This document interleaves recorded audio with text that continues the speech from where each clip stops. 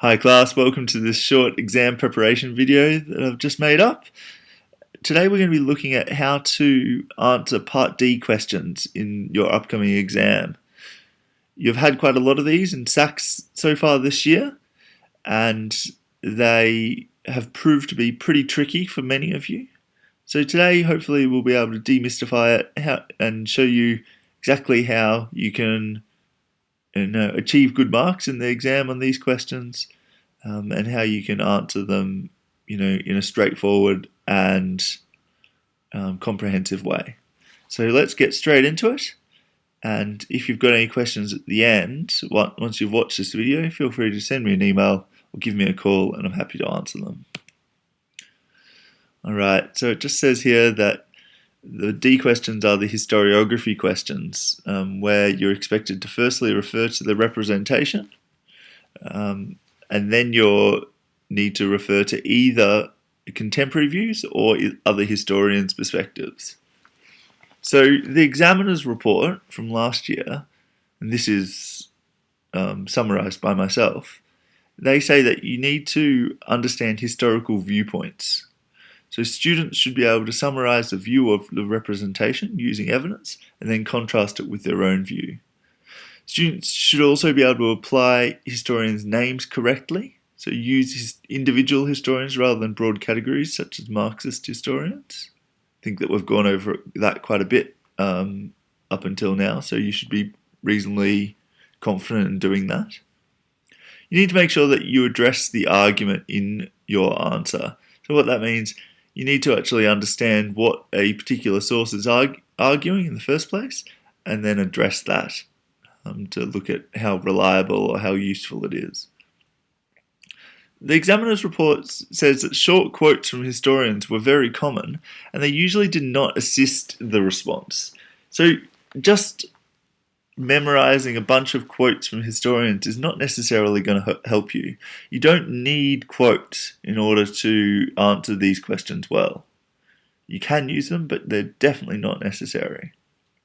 You need to be able to understand the strengths and weaknesses of the image or document, whatever you're given, rather than show off your knowledge. Showing off your knowledge is what the C questions is about. You need to focus your response on the question itself. And finally, and I've highlighted this for good measure, entry strategies for the responses varied. This is from the examiner's report, but very good answers started with the contention of the image, then moved on to factual information and comparisons to historians. And that's what we're going to look at a bit today, looking at how do you actually start with the contention of the image, and how do you provide that context so that the examiners know exactly what you're talking about. So previously, we've looked at a really basic 3-step formula for answering these Part D questions, and many of you are starting to do this quite well now. But we'll go through it quickly again. You look firstly at how the source is reliable.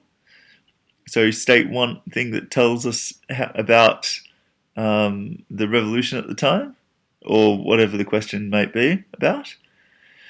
The second part is, how is the source limited? So think of one thing that the source doesn't tell us, and then what other perspectives are there? So explain the biases of ideally two historians or contemporaries, and whether or not they agree or disagree with the view of the revolution presented in the source. So it's really important you always link it back to the source. These questions are questions that at their heart link back to the individual source. Now, today I'm going to add a fourth step, because from reading through a lot of your work, seems like there's really something missing out from a lot of you.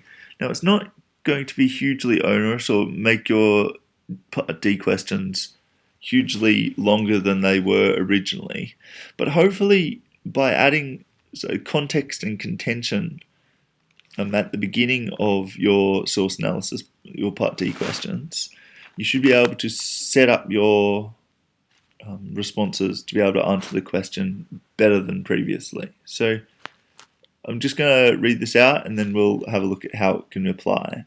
So I think that before you look at the reliability and the limitations and the historical perspectives, you really need to set the context and the contention of your source. So, in one or two short sentences, you should explain what the background of the source is, what ideas, leaders, movements, or events it's referring to, and what view does it put forward, and how do you know? That's a really important one. You need to really understand what the source is actually trying to say. Whose side is it arguing on, if any? And you need to explain how you know that. Okay, so we're going to look at how we might go about doing this. Here's two example responses, and you can see pretty clearly when you read through which one is the strongest introduction. Now, these are not full responses, obviously, but these are, I guess, the first couple of sentences of a response to the question in yellow. So the question says, evaluate to what extent the extract is useful in understanding the nature of the journey of the 10th of August, 1792. In your response, refer to parts of the extract and different views of the revolution. These responses come from, I think, week 12 or 13 in your course books. So we'll start with the one on the right, which you might have noticed by now is the weaker response. It says the extract provides strong factual evidence of what actually happened on the 10th of August journey. The extract claims that the king and his family were a target, if not the target of the Federés. It also describes the public reaction following the insurrection. So you can see that it's somewhat of an introduction, but from reading that part on the right, that example on the right, you have no idea who's written this source. You have no idea what perspective they're writing from. You can maybe guess at that, but it's definitely not clear. Now, if you look at a similar introduction on the left, you'll find that a whole lot of that contextual information is provided, and it's done in the same amount of space. So it's not necessarily about making your answers longer, it's just about making them more focused. So it says, this extract from the Swedish ambassador Axel von Fersen provides a uniquely personal and thoroughly royalist account of the 10th of August journey. Now you can see that all of a sudden this student is starting to make their own argument. They're saying that the extract is uniquely personal and it's thoroughly royalist, meaning it supports the royal view. And it says, it does so by describing the perceived horror of the scene and expressing great relief that the royal family has not been harmed. So we know a whole bunch of contextual information about who wrote it, what perspective they're writing from. So they're royalist supporters, or it's from a royalist supporter. And we know this because the author mentions the horror of the scene and that she has a great relief that the royal family have not been harmed. So you can really see that the students set themselves up to answer this question well afterwards, using the same 3-point structure that we had dealt with before. So why setting context is important? It keeps focused on the question. It makes it easier for the examiner to read, and most importantly, I think, that it forces you to evaluate the viewpoint of the source. Unless we understand the context, it just doesn't make sense often. Just like the previous response on the right-hand side, we didn't really know what it was on about. We didn't know the viewpoint of the source in that introduction. We need to make sure that our context is clear. There's no point just looking at our responses as if they're this picture of the child with the cigarette and the chicken. You need to set the context so it gives an understanding of what is actually going on.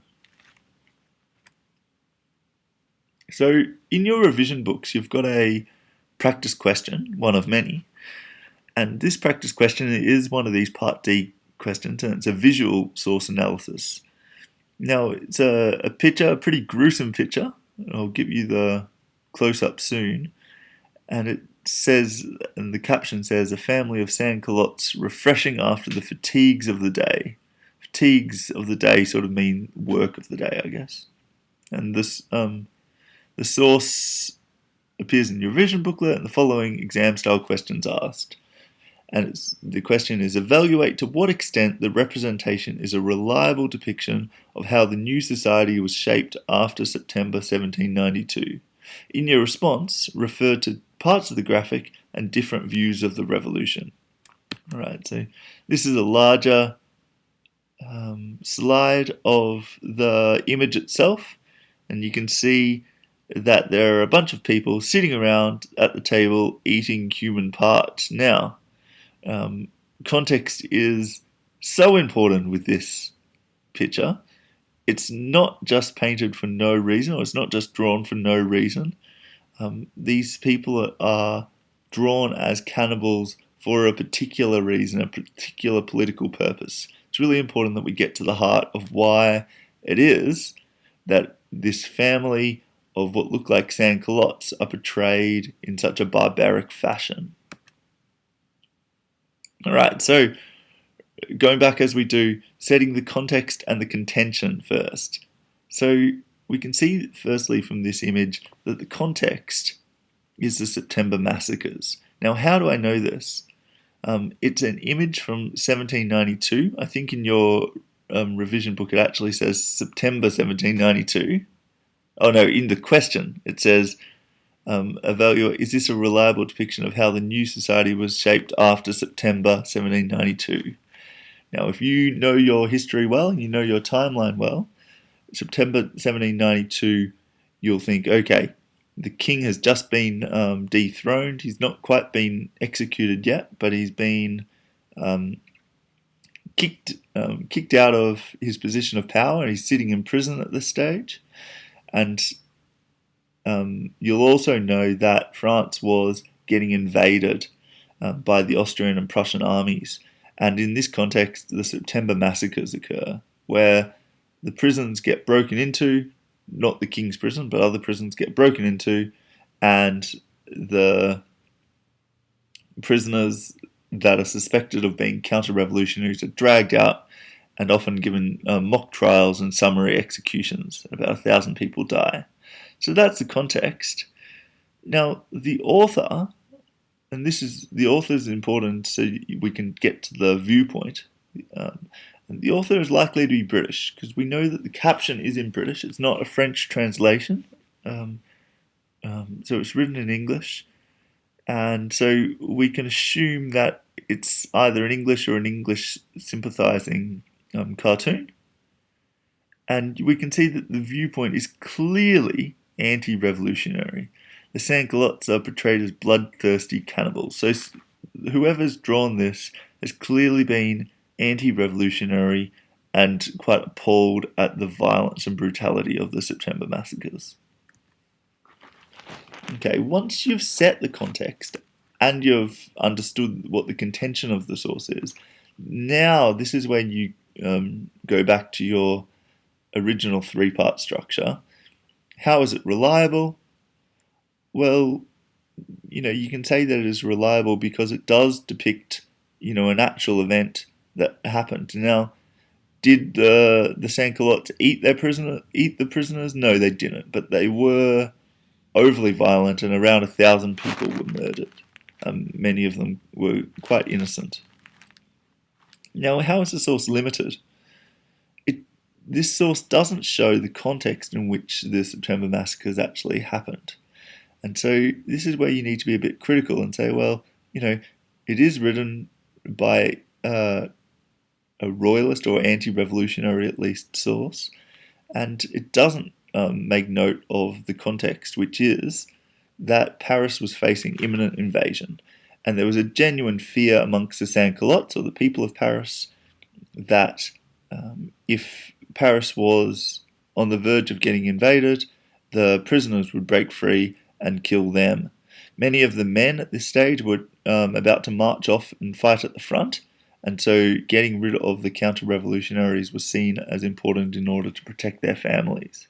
So, yes, there was bloody violence, but no, there are some things that the source doesn't say. And what do historians think about this? So you could mention someone like Simon Schama. Simon Schama would probably broadly support this view of the September massacres. He supports the idea of that this period of time was an orgy of violence, and that violence was the driver of the revolution.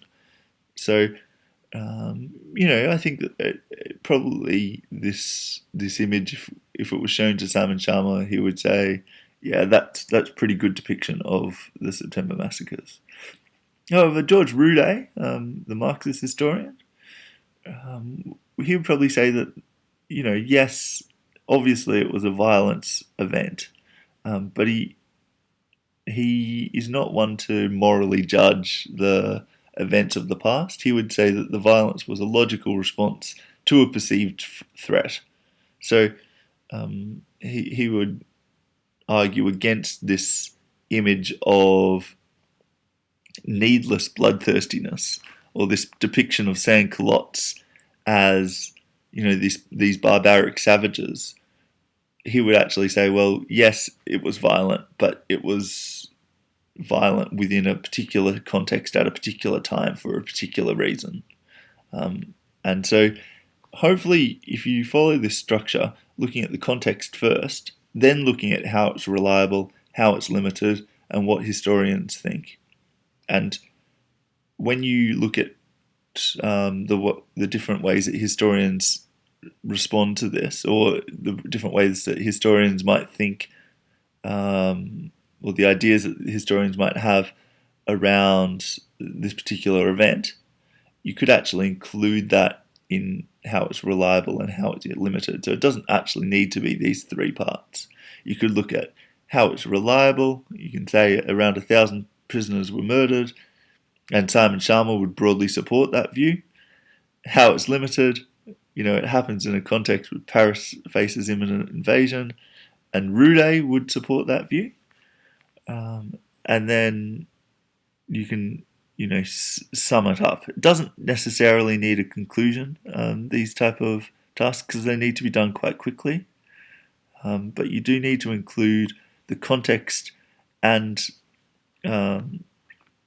really clearly show the contention of the image, and then be able to critique it to look at whether or not it's a reliable depiction. How is it reliable? How is it limited?